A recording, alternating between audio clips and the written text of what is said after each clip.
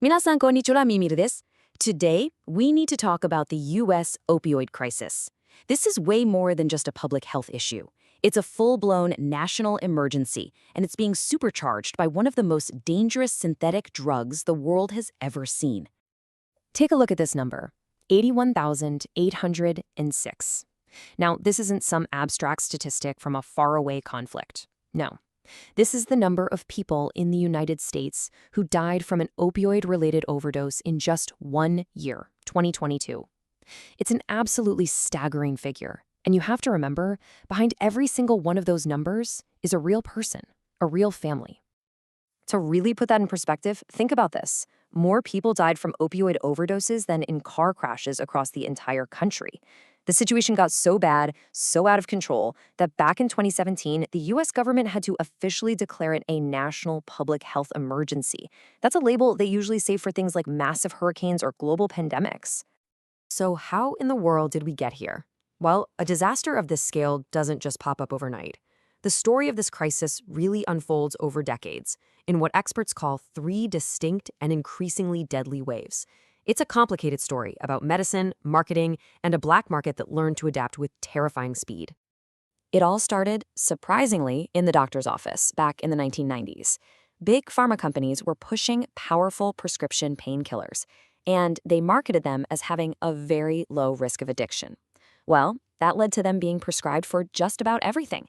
Then, by the 2010s, regulators started to crack down. But by then, it was too late for many people who had become dependent. They found themselves cut off, and they turned to a cheaper, easier-to-get alternative on the street, heroin. That was the second wave. But the third wave, kicking off around 2013, is what really turned this crisis into a catastrophe. That's when illegally made fentanyl flooded the market. So what exactly is fentanyl? Well, it's a synthetic opioid. In a hospital, it's an incredibly effective painkiller used for things like severe pain from advanced cancer. But the stuff being made illegally? That's a whole different animal. To really get why it's so dangerous, you just have to look at its potency. It is 50 times stronger than heroin and 100 times stronger than morphine. That incredible strength is what makes it so unbelievably lethal. And, this isn't just an American problem. The fentanyl that ends up on the streets in the U.S. is the end product of a very sophisticated, very global supply chain. If you want to understand why it's so hard to stop, you first have to understand this network. The whole journey starts in China. This is where the basic building blocks, the raw ingredients called precursor chemicals, are mass-produced. And here is the tricky part.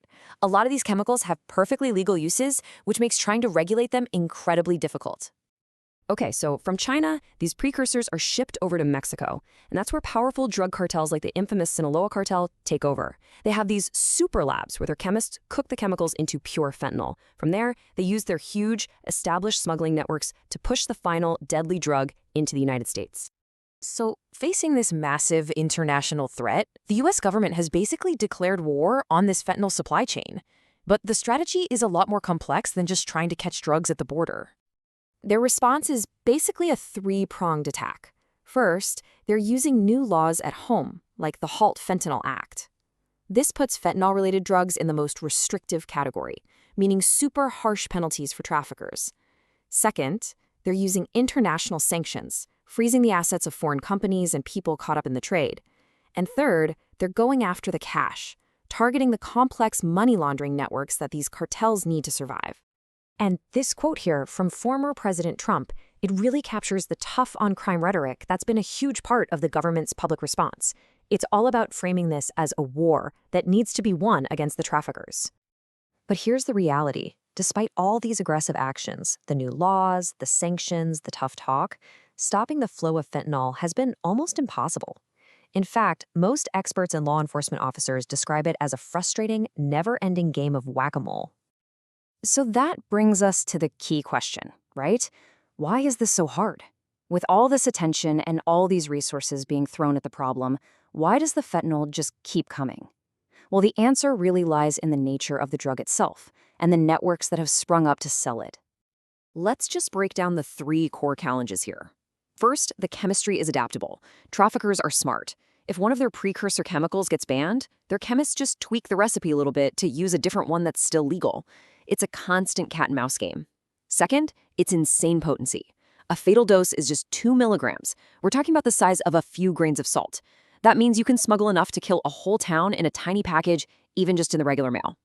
And third, the sales network isn't just about big cartels anymore. It's totally decentralized. You have individual dealers selling directly to people on social media and the dark web. It's almost impossible to shut down completely. And, this really gets to a fundamental truth about this whole crisis. If you only focus on stopping the drug supply, it's like trying to mop up your flooded kitchen while the sink is still overflowing at full blast. You also have to address why so many people are turning to these drugs in the first place. You have to look at things like economic despair, some of which was fueled by the 2008 financial crisis, and the massive lack of access to good mental health and addiction treatment. So, this is the question we're left with. If trying to stop the supply is just an endless game of whack-a-mole, what's next? The strategy of just pure enforcement seems to be hitting a wall. The much bigger, much harder challenge is on the other side of the equation, addressing the demand. How does a society even begin to heal the underlying conditions, the despair, the pain, the lack of opportunity, that created an environment where this crisis could explode? That, right there, is the question that will decide the future of this fight. このチャンネルが興味深いと思った方は、チャンネル登録といいねボタンをよろしく。